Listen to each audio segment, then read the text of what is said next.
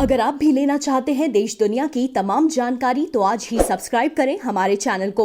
साथ ही नीचे दिए बेल आइकन को जरूर दबाएं ताकि हर अपडेट आप तक पहुंच सके। नमस्कार, साक्षी न्यूज नेटवर्क के खास कार्यक्रम विश्व खबरों में आप सभी का स्वागत है। पूरी दुनिया जानती है कि आतंकवाद की फैक्ट्री कहां है। पूरी दुनिया जानती है कि आतंकवादियों को सबसे अच्छा प्रशिक्षण कहां मिलता है।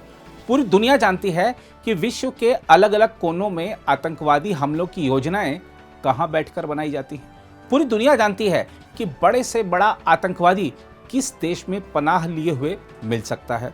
पूरी दुनिया जानती है कि आतंकवाद किस देश की सरकारी नीति है। पूरी दुनिया जानती है कि आतंकवाद को प्रश्रय देने और आतंकवाद को फंडिंग करने के आरोप में किस देश पर तमाम तरह के आर्थिक प्रतिबंध लगे हुए हैं। जी हाँ, हम बात कर रहे हैं आतंकिस्तान यानी पाकिस्तान की। आतंक के आका हाफिज सईद के घर के बाहर धमाका क्या हो गया। पाकिस्तान को आतंकवाद का दर्द महसूस होने लगा और इस धमाके का आरोप वह भारत पर मढ़ रहा है। उल्टा चोर कोतवाल को डांटे की कहावत को चरितार्थ करते हुए पाकिस्तान भारत पर जो आरोप लगा रहा है उसका भारत सरकार ने कड़ा प्रतिवाद किया है।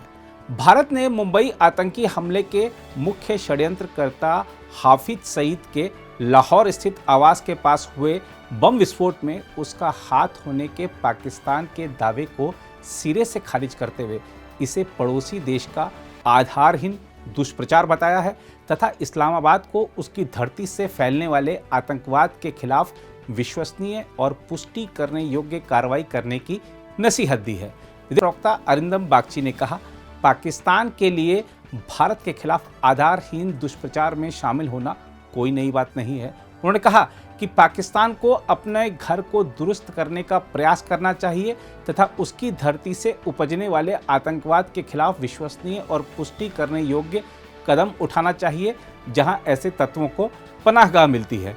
प्रवक्ता अरिंदम बागची ने कहा कि जब आतंकवाद की बात आती है तो अंतर्राष्ट्रीय समुदाय पाकिस्तान की विश्वसनीयता के बारे में बखूबी जानता है। बागची ने कहा, यह बात उस समय भी स्पष्ट हो जाती है जब उसका नेतृत्व यानी पाकिस्तान का नेतृत्व ओसामा बिन लादेन को शहीद बताता है। भारत ने यह भी कहा है कि पाकिस्तान में हुए आतंकवादी हमलों में भारत का हाथ होने का कथित सबूत का दावा काल्पनिक बात है। दरअसल विदेश मंत्रालय के प्रवक्ता ने यह टिप्पणी तब की जब उनसे पाकिस्तान के राष्ट्रपति आरिफ अलवी की ओर से भारत पर लगाए गए आरोप के बारे में पूछा गया था। पाकिस्तानी राष्ट्रपति ने भारत पर अफगानिस्तान की जमीन का इस्तेमाल कर पाकिस्तान के विरुद्ध हाइब्रिड युद्ध में शामिल होने और आतंकवाद का समर्थन करने का आरोप लगाया था। उन्होंने यह भी कहा था कि हाफिज सईद के घर के बाहर धमाका भी भारत के समर्थन से करवाया गया था। पाकिस्तानी राष्ट्रपति के कार्यालय की ओर से जारी बयान में कहा गया कि भारत पाकिस्तान को अस्थिर करने के लिए देश में आतंकवादी गतिविधियां करवा रहा है। अब पाकिस्तानी राष्ट्रपति ऐसा आरोप लगा रहे हैं तो पाकिस्तान के राष्ट्रीय सुरक्षा सलाहकार मोईद यूसुफ क्यों पीछे रहते। उन्होंने भी बिना किसी तथ्य के आरोप लगा दिया कि लाहौर में हाफिज सईद के आवास के पास विस्फोट में भारत का हाथ है। मोईद यूसुफ ने कहा था, फॉरेंसिक विश्लेषण इलेक्ट्रॉनिक उपकरणों के जरिए हमने इसके मुख्य साजिशकर्ता की पहचान कर ली है और हमें यह बताने में कोई संदेह नहीं है कि मुख्य साजिशकर्ता का रॉ से संबंध है। हम आपको याद दिला दें कि लाहौर के जौहर क्षेत्र में 23 जून को board of revenue housing society में मुंबई बम धमाकों के षड्यंत्रकर्ता हाफिज सईद के आवास के बाहर शक्तिशाली कार बम विस्फोट में 3 लोगों की मौत हो गई थी और 24 अन्य लोग घायल हो गए थे। तो इस तरह भारत ने पाकिस्तान को तो खरी खरी सुनाई ही, इस्लामिक सहयोग संगठन को भी नसीहत दे डाली है। भारत ने इस्लामिक सहयोग संगठन यानी OIC से कहा है कि वह पाकिस्तान जैसे निहित स्वार्थी तत्वों को पक्षपातपूर्ण और एकतरफा प्रस्ताव के जरिए भारत विरोधी दुष्प्रचार के लिए समूह के मंच का इस्तेमाल नहीं करने देते। दरअसल OIC के महासचिव द्वारा इस समूह के विदेश मंत्रियों के परिषद के संबंधित प्रस्ताव के अनुरूप जम्मू कश्मीर में एक शिष्टमंडल भेजने की बात कही गई है, जिसकी प्रतिक्रिया में भारतीय विदेश मंत्रालय की टिप्पणी आई है।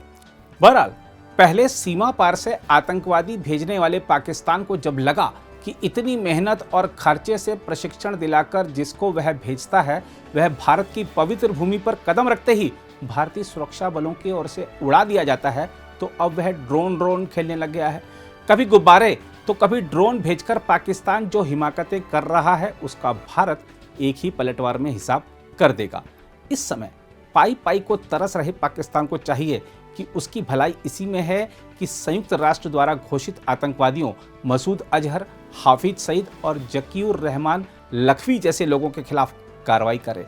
लेकिन अंतर्राष्ट्रीय संस्था वित्तीय कार्रवाई कार्यबल यानी FATF की ग्रे सूची से बाहर निकलना पाकिस्तान के बस की बात नहीं है, क्योंकि जिस देश की सरकारी नीति ही आतंकवाद को बढ़ावा देने की रही हो, वह आतंकवाद के खिलाफ कार्रवाई कैसे कर सकता है।